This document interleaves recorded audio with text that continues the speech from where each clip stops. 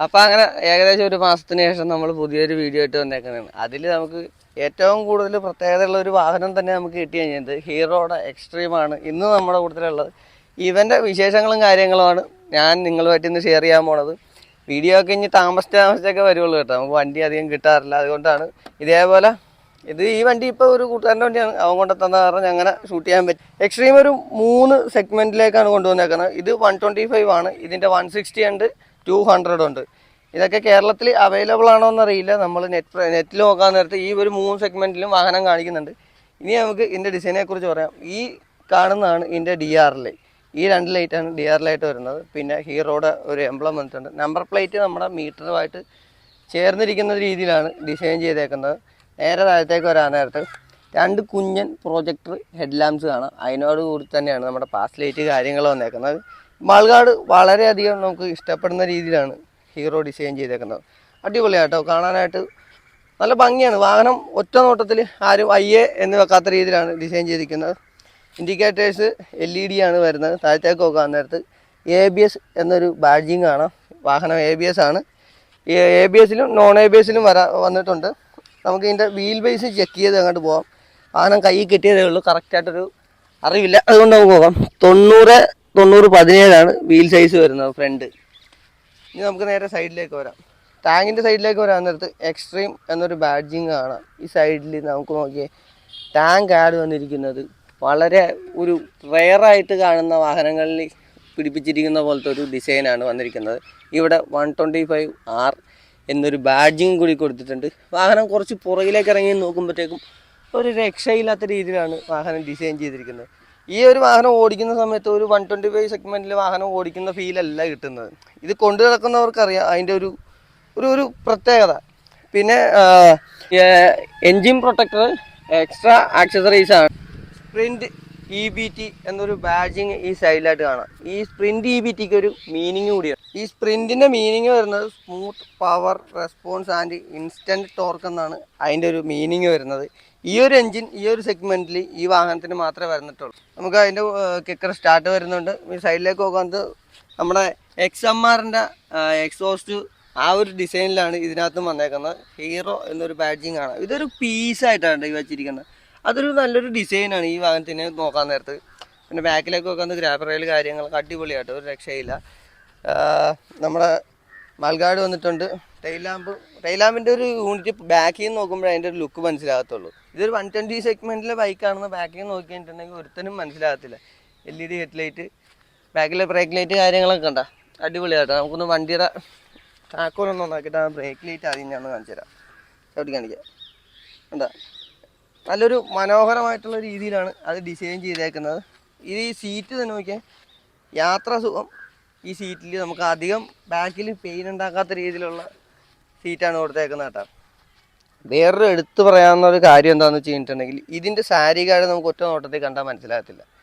എല്ലാ വാഹനങ്ങൾക്കും നമ്മുടെ ഈ ബാക്ക് സൈഡിൽ നിന്നിട്ട് സാരി കാർഡ് താഴത്തേക്ക് വരുന്നത്. ഈ കാണുന്ന ഒരു പ്ലാസ്റ്റിക്കിൻ്റെ മെറ്റീരിയലാണ് ഈ വാഹനത്തിൻ്റെ സാരി കാർഡ് എന്ന് പറയുന്നത്. അതൊരു വേറൊരു ലുക്കിലേക്ക് ആ വാഹനത്തിനെ കൊണ്ട് എത്തിച്ചിട്ടുണ്ട്.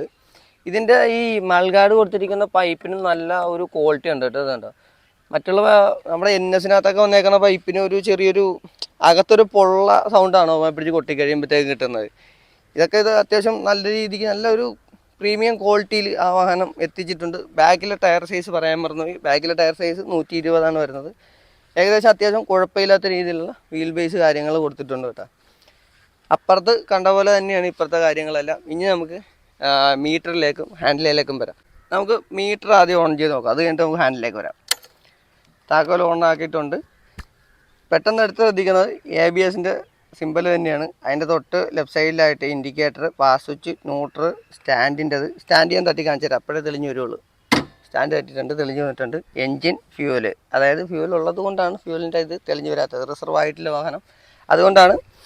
പിന്നെ ഇതിനകത്ത് ട്രിപ്പ് A, ട്രിപ്പ് B, പിന്നെ നോർമലി ഉള്ള കാര്യങ്ങളൊക്കെ ഉണ്ട്. നാവിഗേഷൻ ഉണ്ട്, പിന്നെ ബ്ലൂടൂത്ത് കണക്ടിവിറ്റി കാര്യങ്ങളൊക്കെ ഉണ്ട്. വാഹനത്തിൻ്റെ ആപ്പുമായിട്ട് കണക്ട് ചെയ്തിട്ടുണ്ടെങ്കിൽ ബ്ലൂടൂത്തുമായിട്ട് നമ്മളിത് ഇപ്പോൾ വാഹനമായിട്ട് ബ്ലൂടൂത്ത് കണക്ട് ചെയ്തിട്ടുണ്ട് അവരുടെ ആപ്ലിക്കേഷൻ ഉപയോഗിച്ചിട്ട്. ഇതെങ്ങനെ കാണിക്കണത്, ഡിസ്പ്ലേയിൽ എങ്ങനെ വരുന്നതെന്ന് ഞാൻ പറഞ്ഞുതരാം.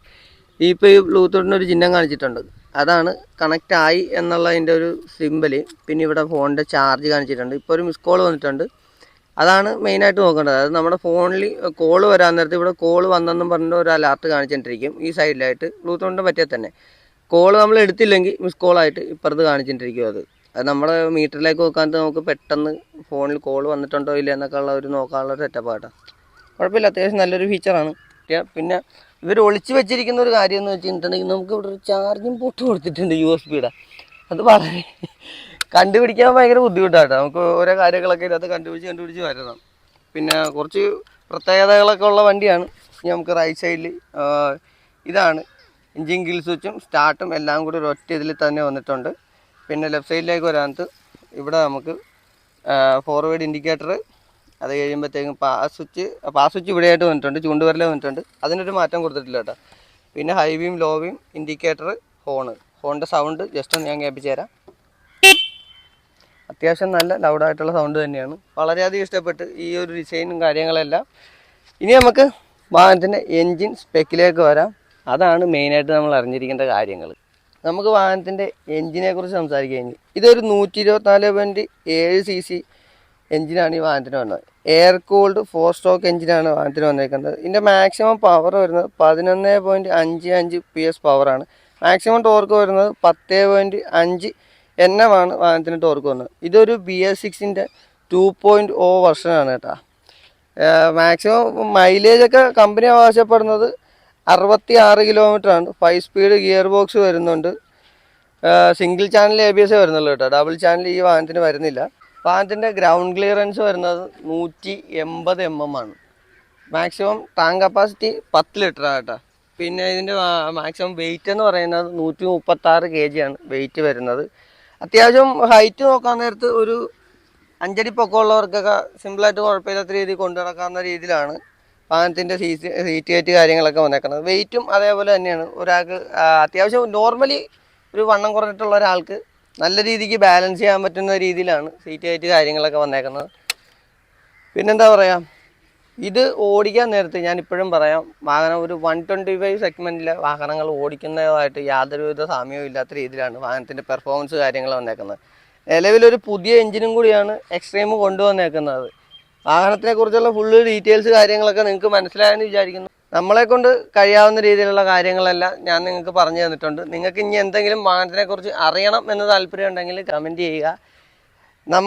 നമുക്കറിയാവുന്ന കാര്യങ്ങളൊക്കെ നമുക്ക് പറഞ്ഞുതരാം. ഇപ്പോൾ ഇത് പുതിയ വാഹനമാണ്, ഇറങ്ങിയതേ ഉള്ളൂ. ഇറങ്ങിയപ്പോഴത്തേക്കുള്ള ഫസ്റ്റ് ഇമ്പ്രഷനാണ് ഞാൻ ഈ പറഞ്ഞ കാര്യങ്ങളൊക്കെ. ഇത് കഴിയും തോറും ഇതിൻ്റെ ഓരോ വെർഷനുകൾ ഇനിയും വന്നുകൊണ്ടിരിക്കും. അപ്പോഴത്തേക്കും ഓരോ അപ്ഡേഷനുകൾ കാര്യങ്ങൾ ഇതിൽ വരുത്തിക്കൊണ്ടിരിക്കും. ഹീറോ ആയതുകൊണ്ട് പുതിയ പുതിയ ഐ3എസിൻ്റെ കണ്ടുപിടുത്തങ്ങളൊക്കെ ഇതിനകത്ത് കയറിക്കൊണ്ടിരിക്കും. അപ്പോൾ ഇത്രേ ഉള്ളൂ നമ്മുടെ വീഡിയോ ഇഷ്ടപ്പെടുകയാണെങ്കിൽ സപ്പോർട്ട് ചെയ്യാൻ മറക്കരുത്. പുതിയ വാഹനങ്ങളുമായിട്ട് ഇനിയും കാണാം. ഈ വണ്ടി ലോഞ്ച് ചെയ്ത സമയത്ത് വേറൊരു വാഹനം കൂടി ലോഞ്ച് ചെയ്തിട്ടുണ്ട്. അതും കൂടി നമ്മുടെ കിട്ടുമെന്ന് പ്രതീക്ഷിക്കണം. ഈ റോട്ടിൽ കൂടി അതൊക്കെ പോകണേ ഞാൻ കാണാറുണ്ട്. പുള്ളീനെ എങ്ങനെയെങ്കിലും പിടിച്ച് നിർത്തി വാഹനം തരുമോ എന്ന് ചോദിക്കണം. അപ്പോൾ അത്രേ ഉള്ളൂ വീഡിയോ ഇഷ്ടപ്പെടുകയാണെങ്കിൽ സപ്പോർട്ട് ചെയ്യാൻ മറക്കരുത്. Okay, by.